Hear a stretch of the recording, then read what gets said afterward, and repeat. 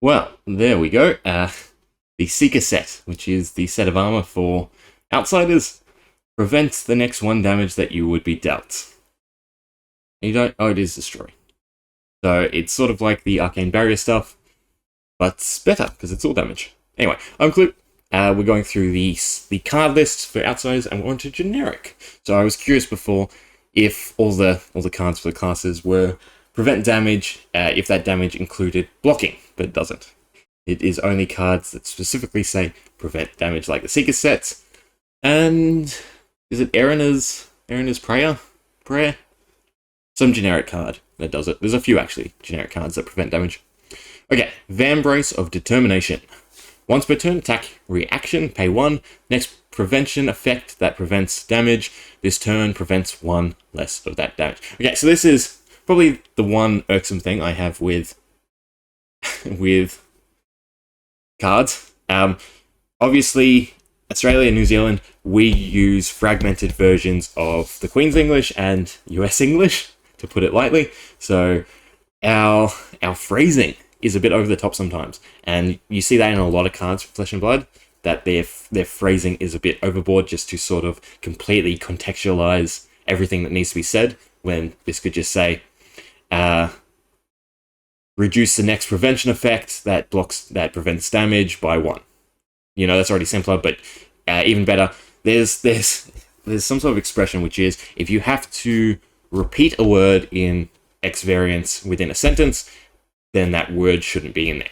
So, for instance, prevention, prevents, should not be in there. But yeah, you pay 1 and it reduces these effects by 1. Pretty simple. And then when you defend, you may pay 1. If you do, it gains +1 and Blade Break. So you pay 1 to block and then destroy it. You're probably keeping it around. I don't know if that's worth legendary. I don't see it replacing any legendary equipment. I don't think there's any generic legendary arms though, so it does have that niche. It looks pretty cool. In Coldfall, I can definitely see the colors popping, but I don't think it's a very strong card. Okay, Seeker's Hood, instant, pay 1, destroy Seeker's Hood, prevent the next 1 damage that we dealt, opt 1. So that's the gimmick for the Seeker set. The opt is probably really beneficial. Yeah, it probably puts it ahead of any of the arcane stuff. Obviously, you do lose it, but it is instant, so all in all, it's prevent 4. Pretty decent. I say it slots in fairly well with all the other armor, because usually, like the first few sets, each armor set sort of improved upon the previous, whereas this is doing something slightly different, that it might see some niche. Definitely in draft, I would say the Seeker set is by far the better one. Okay, Silken Gi. Instant, destroy it. Next attack action card you play this turn gains -1 and costs 1 less to play. Interesting. Very interesting. In terms of the other chess pieces, I think there's better ways to generate. I'm pretty sure, was it Deep Blue, right? Is get rid of a card, gain 3. Yeah. Yeah, I don't think the cost reduction makes it worthwhile, to be honest. I think there's better ways to gain resources from the chess slot. Speaking of which, destroy it, gain 1. Activate this ability only if you have no cards in hand. Well, if it didn't have that clause, I would say this is pretty decent. With that clause, it's pretty awful. Yeah, it only allows you to combo into arsenal or other equipment. Fisticuffs, attack reaction. Pay 2, destroy it. Target attack action gains +1. Pretty sure the majority of the other arms are destroy and then play card. This is the first one with an attack reaction, right, for the generic stuff. So decent in that regard, but you can use it to sort of push damage and make sure your attack goes through. Fleetfoot Sandals. Attack reaction, destroy it. Target attack action with 1 or less base damage gains go again. 1 or less base damage. So it's only really good for the ninja class. So I don't think, as the assassin, you definitely don't play that low of a card. There might be some that you buff up, but for the majority you don't. And then same with Ranger. And then I suppose Warrior probably has a few, considering the majority of damage comes from weapons. Yeah, no. Doesn't even, I don't think it looks too well either. I feel like if they were like blue sandals or something. Okay, Amnesia. When this hits a hero, cards and tokens they own lose and can't gain names until the start of your next turn. Ooh, that's very, very odd to me, because on the onset, it obviously heavily affects the ninja class, but I believe a lot of tokens say at X stage destroy such token. So if it's nameless, they don't trigger. So it actually might be super powerful in delaying a lot of your opponent's effects. I think the seismic tokens as well is another one that it's probably heavily affects. So I'm pretty sure they cite their own name. You know what? We've got some tokens, right? At the beginning of your end phase, destroy Ponder and draw a card. So if Ponder is not Ponder, this does not trigger. Yeah, okay. So that's pretty decent, actually. Makes it very, very useful to sort of stall. Okay, Down and Dirty. While Down Dirty is in your arsenal, you may defend with it. For 2. 6 damage, and cost 2. I feel like that's not a great ability. Whenever Give and Take is defended by an action card, you may put an action card with a cost less than Give and Take damage from your graveyard on top of your deck. So lengthy. I mean, at least it's concise to a sense, I guess.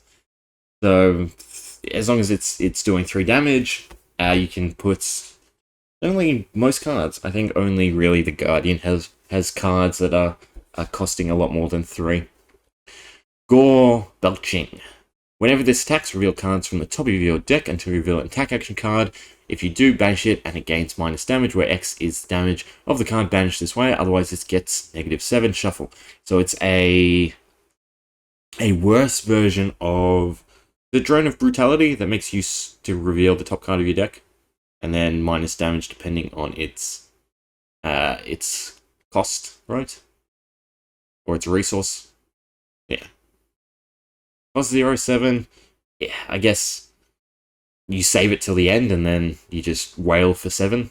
I mean, it could really clench the end of the game, but yeah, I don't know how to feel about that one. Burdens of the Past. Till the end of your turn, target hero can't play defense reaction cards with the same name as cards in their graveyard. If there are 10 or more defense reaction cards in their graveyard, draw a card. So just a counter to Riptide, mainly. Well, actually, no, I don't think traps count as... Do they? I got look. I'm pretty sure they do, actually, in hindsight. Yeah, defense reaction. Yeah, so a counter to Riptide. Premeditates. The next time an attack action card hits, create a Ponder token. The next attack action card you play from Arsenal, from your Arsenal, from that Arsenal. Some of the phrasing always gets me. Gains +3. Azalea's on there for a reason. What you gotta say? Humble. Whenever this hits a hero, that hero loses all abilities until the end of the next turn. Great. Probably see a lot of these just as an easy way to set up your turn. You play it. If it lands, I mean, it's doing 6 damage, so most of the time it will land, or at least it's a high priority for your opponent to defend against. Infectious Host. When this attacks a hero, if you control a Frailty token, create a Frailty token under their control, then repeat for Inertia and Blood Rot. So, sort of a counter towards the new stuff. I'm assuming there's going to be generic ways for anyone to create these tokens, but it's still a counter nonetheless. Is it worth playing? Probably not, given that your matchup depends. Otherwise, it's just a 4 damage card at best. Okay, looking for Scrap. At an additional cost to play Looking for Scrap, you may banish a card with 1 damage from your graveyard. When you do, this gains +1. The Go Again probably makes it worthwhile, but all in all, 1 for 4, there's probably some class cards that you could slot in that are a bit better. Wreak Havoc. This card misled me for the whole set. So, obviously this was the title image for Outsiders for a while, and that made me heavily think that it was going to be this grunge punk mechanologist theme set. Obviously it's not. Would be nice. They could have done something with the mechanologist, especially off this image. Look at it. Screams like a junkyard tinkerer. Okay, defense reactions can't be played. When this hits a hero, you may turn a card in their arsenal face up, then destroy a defense reaction in their arsenal. So it's a better version of Command & Conquer. Put it simply. I mean, it has the same top text as Command & Conquer, with a better effects, right? You know what, I want to look up Command & Conquer. If Command & Conquer hits, destroy all cards in their arsenal. So it's right. Okay, turn a card from the arsenal face up, then destroy defense. No, okay, never mind. It's on par but it's cheaper. So it probably will see some level of use in comparison. Cut down to size. When this is hero, if they have 4 or more cards in their hand, they discard a card. 4 or more.